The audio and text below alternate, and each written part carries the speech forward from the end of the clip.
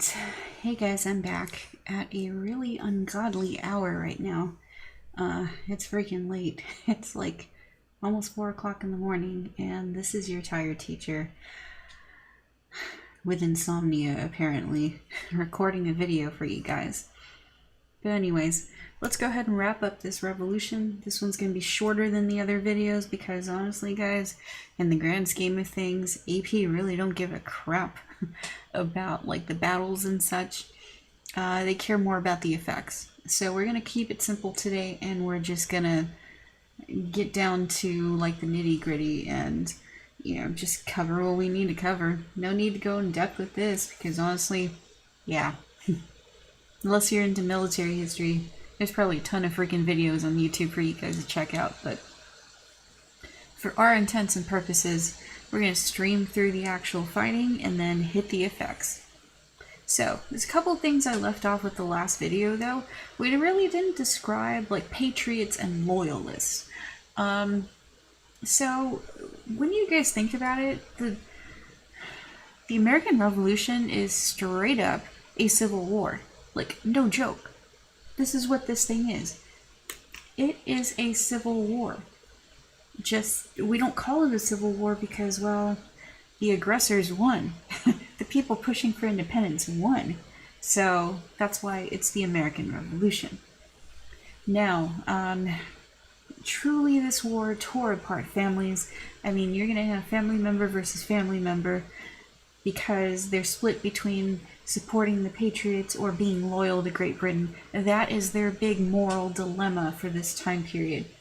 So if you guys are hitting up signatures on it, there you go. Thank you very much. I just figured out your moral dilemma. So anyways, I digress. Patriots, well, they supported the revolution, alright? We got famous freaking patriots, like the Sons of Liberty we've been talking about. John Adams, Thomas Jefferson, those dudes are patriots.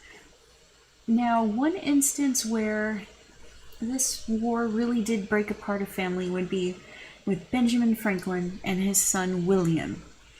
They were like inseparable before the war. I mean, these guys were like bros, but, you know, father and son.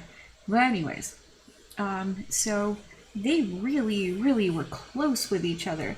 But then, well, Benjamin Franklin went on the side of the Patriots after he was humiliated in front of Parliament. He decided to say, you know what, don't need this, I'm going to join up with the Patriots. And his son William was still extremely loyal to the crown because I believe he worked for, like, as a government official for them. So, I mean, this guy, like, stayed loyal. And during the war, what ended up happening was William was captured by Patriot forces and he was forced to live in a prison for 2 years. Now that put Benjamin Franklin in a tight spot, right? Because, I mean, dude, he's part of the Second Continental Congress. He can't just be like, hey, I'm gonna get my son out of this prison. He's a straight up loyalist, but I'm gonna get my son out. He couldn't do that, man.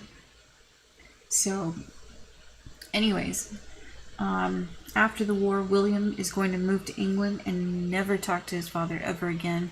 And it really broke Benjamin Franklin's heart that that had to happen. But seriously, this was a civil war.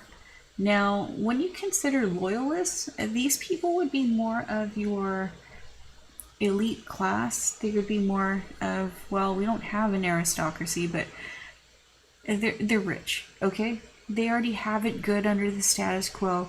So really, they're like, yeah, why rock the boat? We already got it good. You're going to find a lot of loyalists in areas like New York, in New Jersey, and in Georgia. There's going to be a good chunk of loyalists in those areas. There are some sprinkled around in Virginia and Massachusetts, but largely New York, New Jersey, Georgia. That's where they're at. So, we gotta understand, guys, that this war, not everybody supported the Patriots. I mean, it truly was divided. So, about 16% of the colonists remained loyal to Great Britain during the Revolution. We add up the numbers, it's hovering around 500,000, which is a pretty significant number, not gonna lie. So, these guys are gonna go through hell during the Revolution, especially with Patriot forces. Patriot forces, well, if they capture them, they're gonna tar and feather them, plus they're gonna confiscate property. I mean, you know, these guys are harassed to no end. So, after the Treaty of Paris is signed, which officially ends the war, the British government's gonna, you know, demand that the American government now, like, give them back their property. Do, you know, make amends and stuff. But we don't do that. And a lot of people who are loyal to Great Britain, well, they ended up just going to Canada or to the West Indies and Bahamas, I mean, or even to England. They're just gonna, like, straight up leave because their home turf is no longer, like, their home turf, essentially. So that's the deal with Loyalists and Patriots. Now, our governmental structure at this time was the Articles of Confederation. And just to shift gears a little bit, the Articles were truly weak. And this was a major cause for a headache with the Continental Army because the Second Continental Congress essentially had no power. I mean, look at the weaknesses of the Articles. They have no power to tax. So this government that we had set up was freaking broke. They couldn't even pay for the army. Like, nothing. Private citizens had to donate to the army. George Washington even donated a lot of his cash to the army. These guys have, like, no enforcement powers over the law. They couldn't regulate trade either. I mean, you couldn't even amend these articles unless you had the consent of all 13 states. And they have no direct power over the citizens or the states themselves, essentially. It was a confederation, so the states could do whatever the hell they please. And a lot of times, you know, states like Georgia would be like, the fighting's happening up north, not down here. We're not going to send troops. We're not going to send cash. And so you honestly had that problem. It was basically everybody for themselves and not truly united as a government. So we'll find out later. So spoiler alert, guys, we don't have the Articles anymore. We have the Constitution. And this is largely the reason why the weaknesses are strong with the Articles. We'll get more in depth with this when we talk about the Constitution during our next video lecture. So I'll do a side-by-side comparison with them and we'll break it down more. But just for our purposes now, I wanted to go ahead and do a quick intro. But anyways, alright, let's go ahead and talk about who's who in the war, pretty much. So we're going to enlist the help of several foreign allies during this war. And one of the people that really hooked us up during this war was Marquis de Lafayette, who he's French. Alright, we're dealing with the French government at this time. We're trying to negotiate for them to, like, hook us up and help us out. So this dude is coming over from France. And he's going to join up with our army to, like, you know, to help out General Washington. To help, like, with, you know, day-to-day stuff with the army. And he is a high-ranking member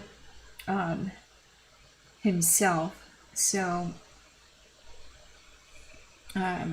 he's going to be put in charge of a defensive, like, when we get to the Battle of Yorktown. And I mean, he's highly respected, definitely, within the military here.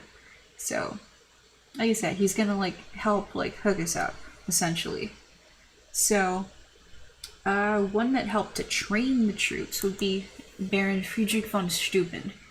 And he comes over from the Prussian army. Now, he's going to try to train the troops at Valley Forge, and that was essential because they hadn't had any, like, hardcore training yet, and this guy's gonna, like, whip them into shape. So highly important to our cause. So let's go ahead and talk about minorities in the war. Now, African Americans are going to be honestly on both sides. You're going to have some loyal to Great Britain, and then some who are going to be loyal to the Patriot cause. Because the ones loyal to the Patriot cause actually take into heart what was said, in the Declaration of Independence, where they feel that all men are created equal. They have hope in this new government, and they're like, yeah, maybe things will change. So, and sometimes, Southern men who owned slaves would put the slaves in their stead. Instead of them joining the Continental Army, they would have their slaves join. So sometimes you had a little bit of that too. Some African Americans would end up getting their freedom because of their term of service in the war, especially on the British side, and that's what really was so attractive to them joining the British side, because honestly, Lord Dunmore is issuing out a proclamation. He's saying, yeah, you cross on over to our lines, you join our cause, you free. So, to slaves, that was freaking monumental. And, there was some hypocrisy with this war. Not gonna lie. Check out this quote from Samuel Johnson in 1775. He says, "How is it that we hear the loudest yelps of liberty among the drivers of Negroes?" So what he's trying to say is basically, hey, people down in Virginia saying, oh yeah, give me liberty or give me death, are the same people who are denying the liberty to the enslaved populations in their stead. Like, really? So you see him just pointing out the glaring hypocrisy of it all. But this war is truly going to get people to question slavery. More colonists up north are going to be like, you know what? Yeah, all men are created equal. And a lot of them will get rid of their slaves and set them free. But as far as the South goes, it's here to stay. So, now, for women in the Revolutionary War. Women are going to have a key role in the colonies because they're going to keep the colonies going. They're going to keep the colonial economies going. They're going to run the family farms, run the family businesses, keep it together. Without their efforts, who knows where this war would have gone. Like, seriously, women kept it together at home. And equally as important, they had a tremendous job on the battlefield as well. Because there's a couple of things that women did. You'd volunteer as nurses. You'd follow your husbands and your family members. And you would aid them in however which way you could, so that they often tended camp, they did laundry, the nursing thing. Some would actually step up and help their husbands on the battlefield, like the story of Molly Pitcher. Her husband, according to legend, is shot. He was manning a cannon. He's shot and wounded. So what she do? Like a boss, she essentially steps up and mans the freaking cannon. Dude. Women during the Revolution, hardcore. Especially Deborah Sampson.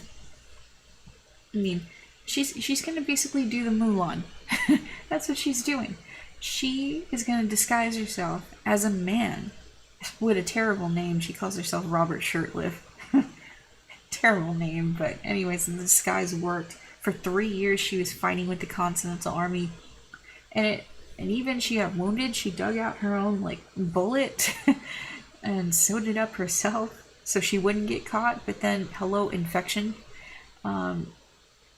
which is going to cause brain fever in her, or at least that's what they called it. So, she's going to get found out because they're going to do a medical exam on her. And so she has to be discharged from the army.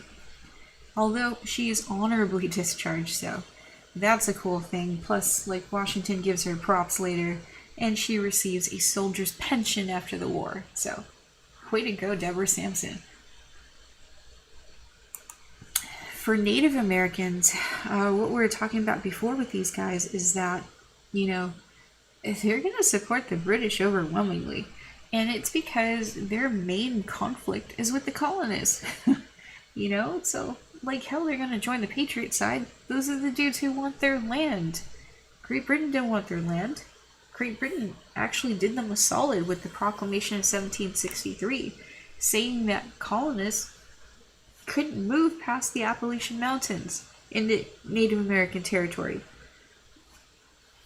So honestly, to these guys, the British look way, way better as far as like long-term prospects to like peace and prosperity with them. So,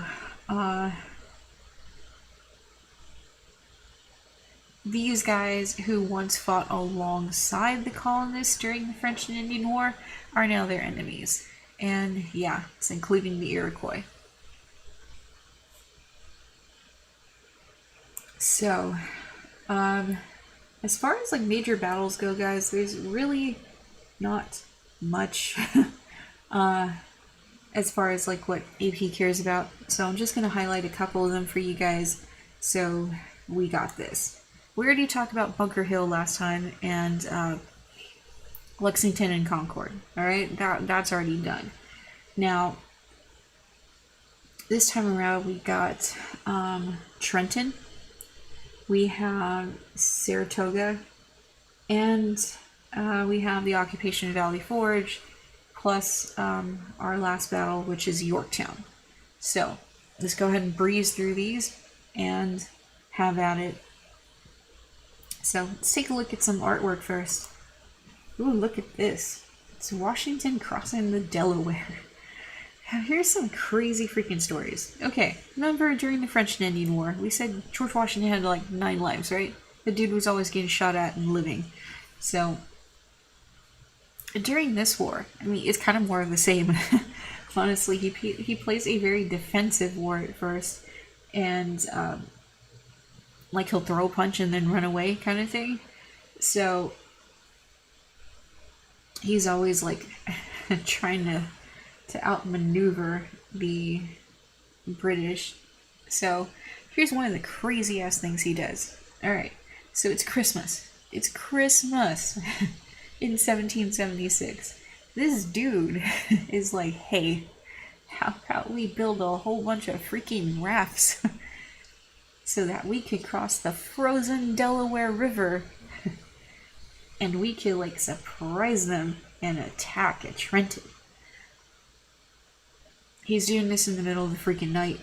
He set up a fake camp so that the British on the other side will be like, it's all good. I'm not doing crap. And yeah, we totally transported everything over this frozen river. You see those horses in the background and the cannons? Yeah, everything. I'm telling you, this was insane what we did. But it worked. There weren't icebergs in the freaking river. Come on now. Emanuel Leutze is like taking some artistic liberties there. But anyways, it still was a crazy ass scene. You still got a bunch of rafts going across the river, middle of the night, frozen, right? So anyways, this paid off. Attacking the Hessians in their sleep, which the Hessians were like private like guards hired by the British to, to basically kill us. We attack them in their sleeps, and pretty much we're victorious at Trenton. Like, bro, victorious. Which was cool because we had been losing like crazy before that. So we feel freaking great that we won this thing. So yeah, this is what happens. And, oh yeah, I gotta change the date on that. It was Christmas. But anyways, let's go ahead and continue this war. So, this year in 1777, the following year, we're gonna have like a hellacious winter at Valley Forge. I mean, this is going to try the spirit of the Continental Army because people are freezing. Plus, there's smallpox outbreak during this. I mean, it is a miserable freaking winter for George Washington and the Continental Army. They're desperate. They are freaking desperate during Valley Forge. So, I mean, it's like one of the coldest winters on record at that time.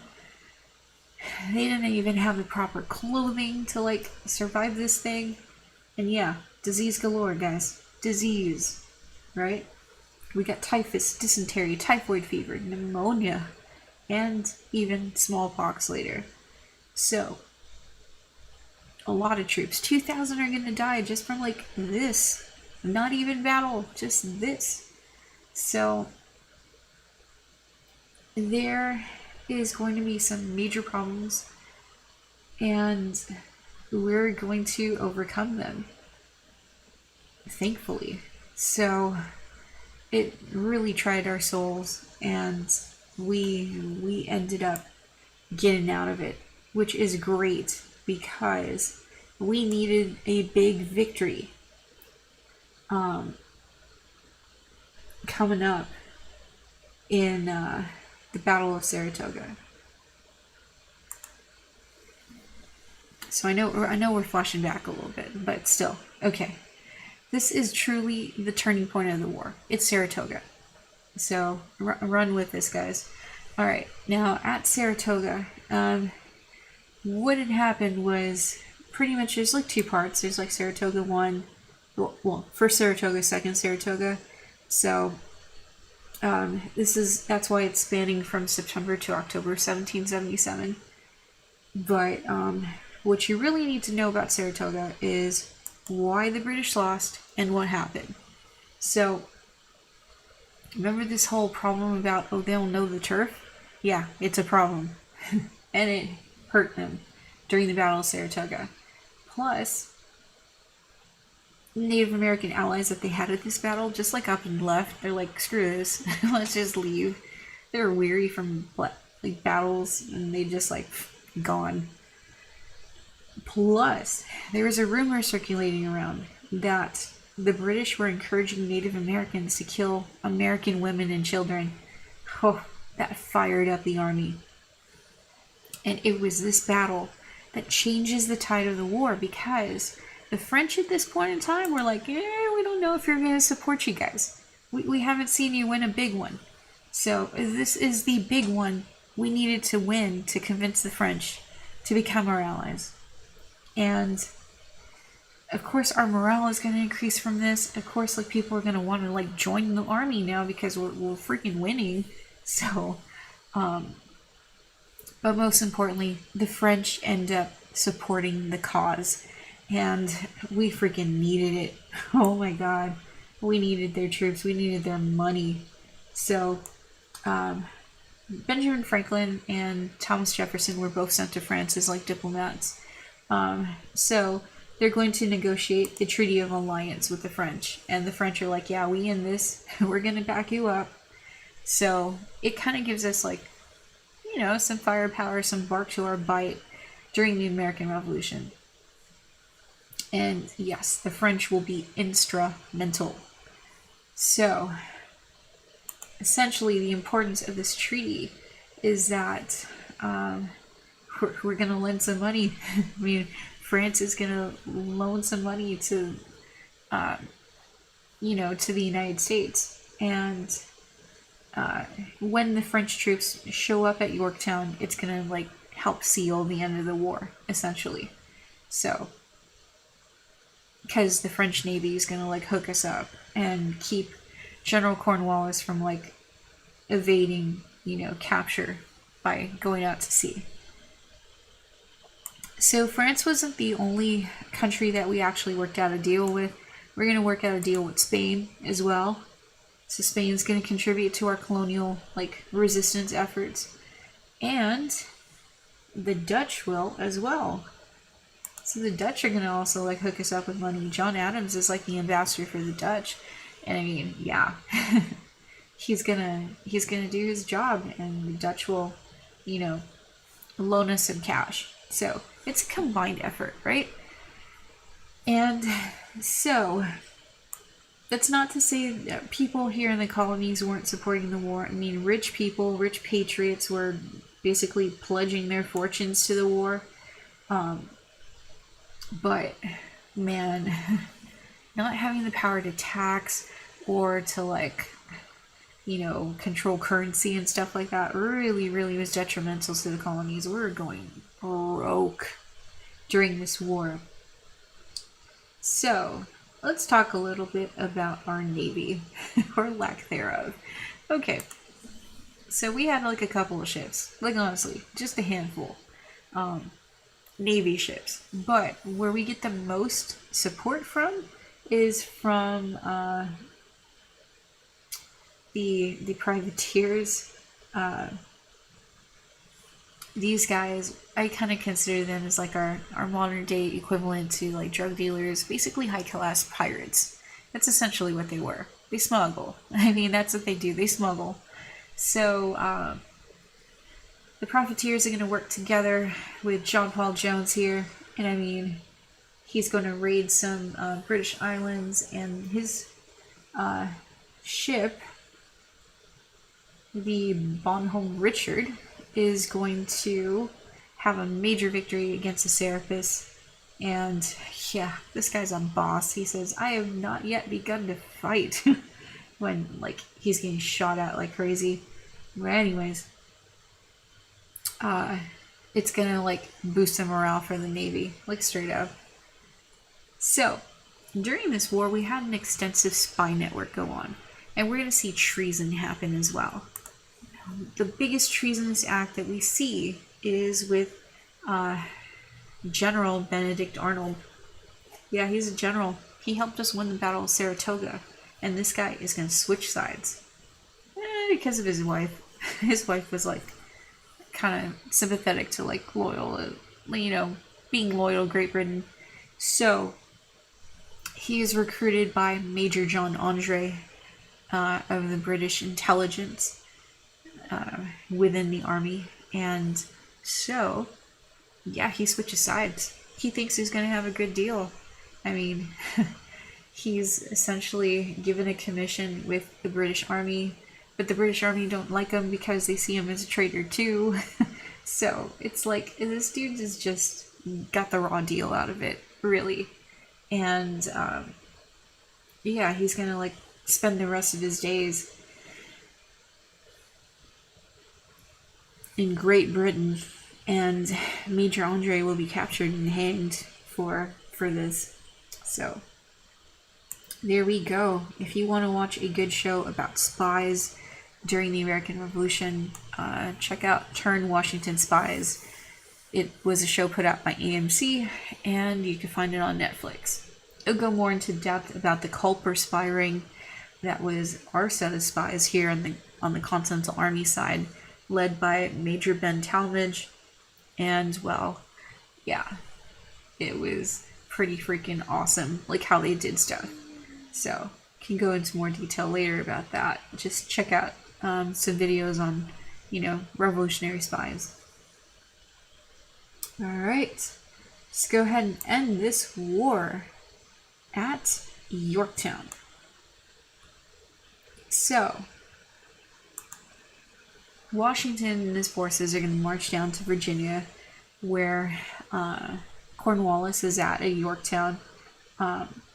Thanks to our spy efforts and such, General Clinton, I want to say, took the British fleet up to like New York, where there was nobody, because we planted like some fake messages for him to intercept.